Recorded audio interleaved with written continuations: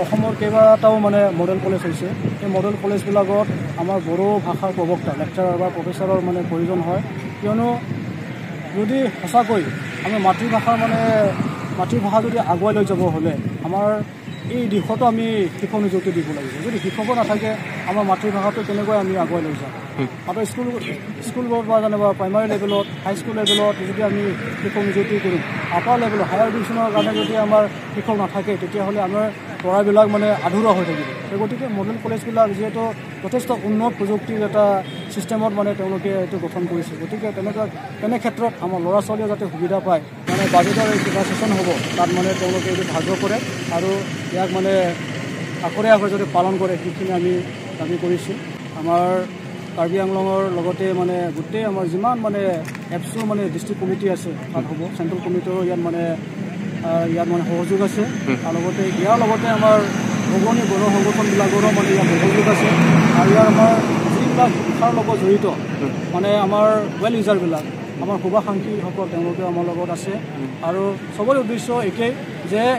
বড়ো মাধ্যমৰ যিবিলাক মানে শিক্ষাৰ ব্যৱস্থা সেইটো অগ্ৰগতি কৰাত বা আগুৱাই লৈ যোৱাত অসম চৰকাৰে গুৰুত্ব দিব লাগে আৰু লগতে যিবিলাক আমি দাবী কৰিছোঁ SCRTৰ লগতে হওক AGSতে হওক মডেল কলেজতে হওক মডেল স্কুলতে হওক এই গোটেই দিশত আমাক মানে শিক্ষকৰ ব্যৱস্থা কৰিব লাগে আৰু আধুনিকীকৰণৰ লগতে ইয়াত মানে কিছুমান শিক্ষাৰ মানে সৰঞ্জামবিলাক সা সঁজুলিবিলাকৰ যোগান ধৰিব লাগে বুলি আমি দাবী কৰিছোঁ কিয়নো আজিৰ যিহেতু আল্ট্ৰা মডাৰ্ণ এটা বিৰাট আমি যথেষ্ট পিছুৱাই আছোঁ গতিকে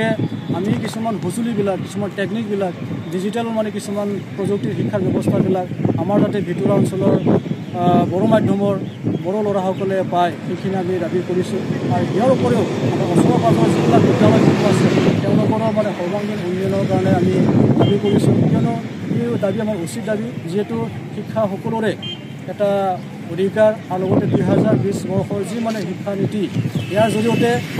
মানে মাতৃভাষাৰ বিদ্যালয়বিলাকক মানে আচলতে আগুৱাই লৈ যোৱাৰ যিখিনি ব্যৱস্থা কৰি দিব লাগে সেইখিনি মানে অসম চৰকাৰে কৰিব লাগে বুলি আমি দাবী কৰিছোঁ ইয়াত মানে অসম চৰকাৰক আমি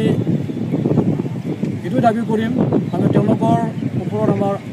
আক্ষেপটো মানে প্ৰকাশ কৰিছোঁ যাতে তেওঁলোকে যাতে আমাৰ যি মানে ধৰ্ণা কাৰ্যসূচী যি আমি ধৰ্ণা কাৰ্যসূচী মানে গ্ৰহণ কৰিলোঁ ইয়াৰ জৰিয়তে আমাৰ মানে তাতৰ অনুৰোধটো আমি প্ৰকাশ কৰিছোঁ যাতে আগন্তুক মানে সময়ত তেওঁলোকে অতি শীঘ্ৰে আমাৰ দাবীসমূহ পূৰণ কৰে সেইখিনিয়ে আমি